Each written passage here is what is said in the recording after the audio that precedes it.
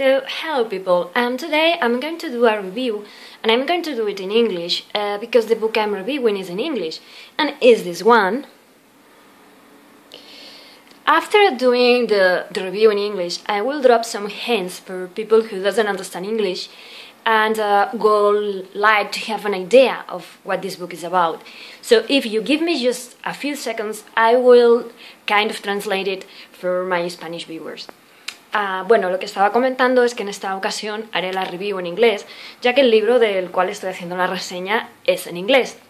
Pero bueno, al final de todo, por si a alguien le interesaría saber algo de esta historia de Wonderland, que está escrita en inglés, pues daré una pequeñita información de que va un poquito la trilogía y tal, por si os podría interesar.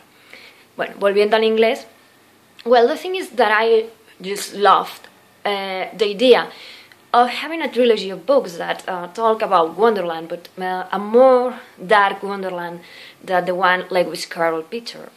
So here's the thing, in the first book, that's Ensnared, I just loved this book because it shows exactly that, more dark and bizarre Wonderland thing.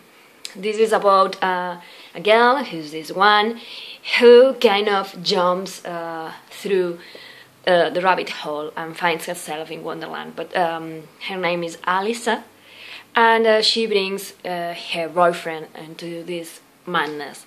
In there she meets Morpheus, that used to play with her in her dreams, and she thought it was all a dream, but it's all real.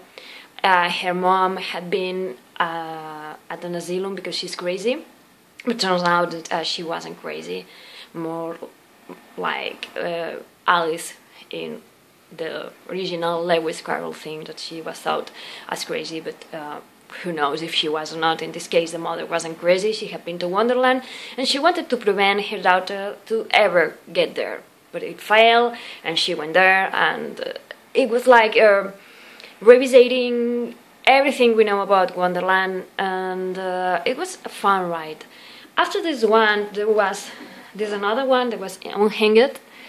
And this one for me was a bit of a downhill, because it turned himself into kind of a childish parody of Carrie. At some point there is this school dance when all the evil gets lost, and she is like the focal point of everything.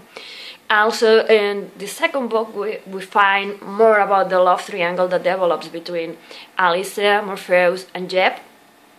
And also, well, the Red Queen makes quite a brilliant appearance, and she manipulates Alyssa by moving her like a puppet using her own veins. It's bizarre, but despite the downside, it's still a good book. But then comes this one, which is the last one, it's Ensnared, and I don't know, I just couldn't get into this one, because all the others, the previous two ones, had some craziness into it. But it was kind of planned craziness. Like, it made sense, because, you know, it's Wonderland, and things are supposed to be a bit crazy there. But in this one, I just found that there was craziness just for the sake of bringing craziness. And for me, it was a bit hard to just get into this story. So I have to be honest and say that I ended the book thinking that it was too crazy for me. I just couldn't get in any place, because it made no sense for me in any moment. Also, there is the love triangle, and it's very repetitive for me. Alyssa spent like all the book thinking, I love Jeb, but I love Morpheus, but I love him, but I love the other one. And for me at least, it's very lame, because we all had feelings, maybe for more than one person in a moment in our lives, and you put the pros and cons in a list and just decide. But she's like, I'm gonna keep them both, because, you know, I'm part human and I'm part Wonderland, so every one of them just appeals to one part of me. And for me that's selfish. For me that's not being able to decide what to do with your life, not being able to choose one and just you fabricate this excuse saying I can have both because you know I'm from both worlds. So for me it was kind of lame, and spoiler, at the end she decides to keep them both, and the two of them agrees. So she's going to spend her human years with Jeb, and when she dies she's going to be with Morpheus. So it made no sense for me whatsoever why someone will like to be with a person knowing that at the end she's going to be gone or whatever. I don't know, it didn't make sense for me. Also, it spoiled over. This book keep on dragging on that subject. I mean, we know she loves Jeb. We know she loves Morpheus, and we know both of them love her. Please, can we move on? Because this book, it spent like, I don't know, 200 pages just delving into that, and it was like, I want to see action. I want to see the story moving, not trying to see how everyone is trying to seduce the other one, because it gets boring, and I don't know, it made no sense for me. Also, the story in itself, for me, it wasn't good. It was like, as I said previously, it was a craziness after a craziness. The main idea of this last book is that Alice has to confront the Red Queen and come as the Queen of Wonderland. And you only see that part of the book just at the very end, and for me it's very rushed. So I don't want to give up more spoilers, but she meets the queen, something happens, the good ones win, and that's it. I don't know, I might have had a relation with this book that's bizarre. Maybe it wasn't the time for me to read this one. I don't know, but I just couldn't get into it. And the fact is that this third book just kind of destroyed the whole trilogy for me. I just couldn't understand how bad this one turned out to be, at least for me. I mean, maybe you read it and maybe you love it, I don't know, but for me, I got tired with all the love between him and the other him and her, and who loves her most, and everyone, I don't know, they are dying, fighting, her father is dying, and she's still frolicking with them. It made no sense. I know that maybe when you're in danger, you give free rein to your more, I don't know, carnal or impulsive things, but I don't know, your father is dying right there and you're having kind of, not sex, but you know, with the guy in there. No, it's just sick. I don't know, it just seems strange, and after all, everything is justified, and she came as the good one, because everyone was putting pressure on her, because she had to accept the Wonderland legacy and she had to accept the human one, and so she was breaking in the middle, and they made a compromise. She can have both sides, all benefits, no misery. For me also it doesn't sit well. I mean, in life you have to choose constantly. You have to choose if you come or you go, if you stay, if you leave, even what you are going to eat. I mean, life is choosing. Sometimes it's inevitable. And I don't like the idea of she was breaking under the pressure. Everyone has broke under the pressure sometime or another. But you can justify that saying, hey, you can have everything you ever wanted. You're going to be completely happy. You're going to be human and you're going to be Wonderlandian. And ta-da! That's a happy ending for you. I don't know, I will have liked for her to take responsibilities and say, I choose to be human and I appoint another queen for Wonderland, or I want to be in Wonderland and, I don't know, I might come for Christmas to visit my human family. I don't know, some sort of compromise, not having everything just because you are just a special individual.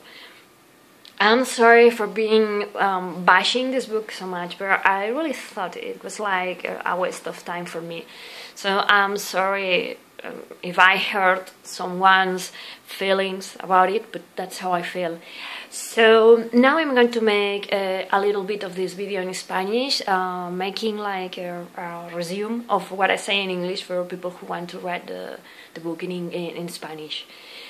Bueno, como iba diciendo, bueno, he explicado un poquito de qué va esta trilogía. Se trata de una especie de volver a contar la historia de Wonderland, pero como si fuera un lugar muchísimo más oscuro, muchísimo más violento que no el que inventó Lewis Carroll. Entonces, bueno, esta trilogía empezaba con el primer libro, que era Ensnared, en donde nos presentan a Lisa, una chica que su madre está loca, parece ser, y bueno, el resultado es que la madre realmente no estaba loca, sino que había ido a Wonderland, y lo que ella quería era que su hija pues se pudiera mantener al margen de todo eso. Pero bueno, cosas de la vida, la hija no se puede mantener al margen, porque nunca ha estado realmente al margen, y bueno, como la Alicia de Lewis Carroll va a través del agujero del conejo, se planta en Wonderland, pero encima se lleva a su novio humano, Jeb. Ahí conoce a Morpheus, que resulta que no lo conoce, sino que lo vuelve a encontrar porque aprecia en los sueños que ella tenía de pequeña. Y bueno, se lía un triángulo amoroso entre los tres y tal. El libro, el primero estaba, la verdad es que a mí me gustó mucho, estaba muy bien. Entonces, bueno, el segundo fue este, Untitled. Bueno, el libro estaba muy bien, pero llega un momento en que se me convierte mucho como una especie de carry adolescente. Está el típico baile de fin de curso, en donde te llegan todos los malos y la atacan y tal. Y bueno, me dejó un sabor así como agridulce, porque de golpe porrazo, no sé, cosas así como era necesario hacerlo en el baile de final de curso, ¿sabes? Es el típico prom, no sé, me quedó un poco así. De todas maneras, aún estaba bien, la manera en que la reina la domina, ¿no? Controlando, o sea, la mueve como si fuera una marioneta mediante las venas, ¿no? Porque como la medio posee y tal, bueno, estaba interesante la cosa. El caso es, bueno, donde me he llevado yo la decepción, que es este libro, que es el último, Ensnared, es porque, bueno, en mi opinión es... para mí leer este libro ha sido destrozar toda la trilogía. No quiero herir los sentimientos de nadie, puede haber otras personas que le gustan, quizás yo no leí el libro en el momento adecuado, no lo sé, pero bueno, así como los otros han contenido detalles de locuras y cosas así, porque a ver, no deja de ser Wonderland, ¿no? Entonces Wonderland nunca ha sido un país cuerdo, por decirlo de alguna manera, pero en este caso me encontré que era locura por locura, o sea, yo intentaba meterme en el libro y era como un metro, ¿sabes? Que no para y yo nunca puedo meterme dentro porque... realmente no encontré ninguna puerta abierta, ¿no? Digamos, para subirme en el metro.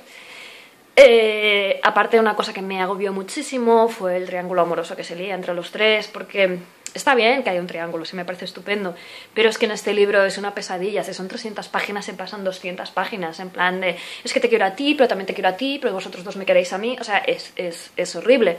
Aparte, bueno, hay un pequeño spoiler, la solución me parece patética, o sea, en toda la vida tú tienes que decidir y ella pues se los queda a los dos y los dos están conformes. Y fue que yo, ¿cómo puede ser? O sea, escoge a uno, o sea, sé razonable y mira a quién quieres de verdad, no me puedes decir que como eres medio wonderlandiana, bueno, como fuera, y medio humana, no puedes decir que te quedas a los dos, uno humano y otro. Es como si yo me voy de vacaciones al Pirineo y tengo uno en el Pirineo y uno aquí. O sea, es que no tiene sentido. No, al menos para mí, que a lo mejor otra persona pues lo entiende o le gusta esa idea. A mí es que no me pareció convincente.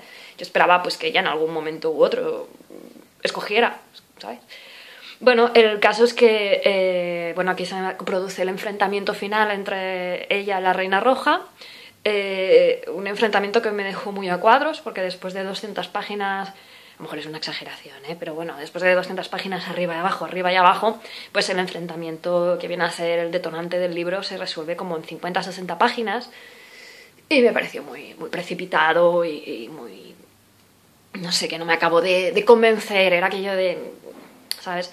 Y bueno, nuevamente otro pequeño spoiler, no me gustó la manera en que tienen de solucionar el tema, ¿no? Esto es justo el final del libro, si los queréis leer y nos gustan los spoilers ya podéis apagar el vídeo, en serio, que no quiero chafarle a nadie el libro. Pero bueno, ¿habéis apagado? ¿No? ¿Sí? ¿Seguís aquí los que os interesa? Vale. El caso es que cuando llega al final, que bueno, pasa algo que ya tiene que decidir entre irse a Wonderland o quedarse con los humanos, pues se dan cuenta de lo mucho que está sufriendo ella, que tiene el corazón que se le parte en dos, que bueno, muy drama, ¿sabes? Entonces se dan cuenta de que los malos son los demás, o sea, no ella por no poder decidir, que a todos nos pasa, ¿no? Que a veces no sabes decidir qué hacer con algo o tal. Pero bueno, la vida es decidir y hacerse cargo de lo que has decidido. Pues en el caso de ella no, o sea, en el caso de ella le dan los dos hombres y los dos mundos. Y tan panchos, oye, y aquí no pasa nada, puedes estar con los humanos y luego te vienes para aquí, para Wonderland, si es que es lo más normal. No sé, no me pareció una solución lógica ni bien pensada, me pareció una excusa, o sea, es pues mira, ¿sabes? Lo tienes todo tú y ya está. Tienes 2 hombres, 2 mundos, ¿qué más quieres? ¿Qué más quieres? Pues eso, a ver, que a lo mejor yo leí el libro en un momento en que no tocaba y por eso no me gustó tanto como el primero y la mitad del segundo. O a lo mejor simplemente ya es que de la mitad del segundo a este, pues el nivel bajó o a mí dejó de interesarme. Es una lectura curiosa, pero bueno, a mí, como ya he dicho, la lectura de este tercer libro me ha echado un poquito por los aires los otros 2 libros. Para mí, pues si al primero le pusía un 5, en el segundo le pondría un 2,5, 3 y a este le pongo un 1. Estamos hablando de valoración sobre 5, ¿eh? El primero 5 de 5, el segundo 2,5, 3 de 5, pero es que a este le tengo que poner un 1 sobre 5 y por ponerle algo. Bueno, espero que os haya parecido interesante la review y muchas gracias.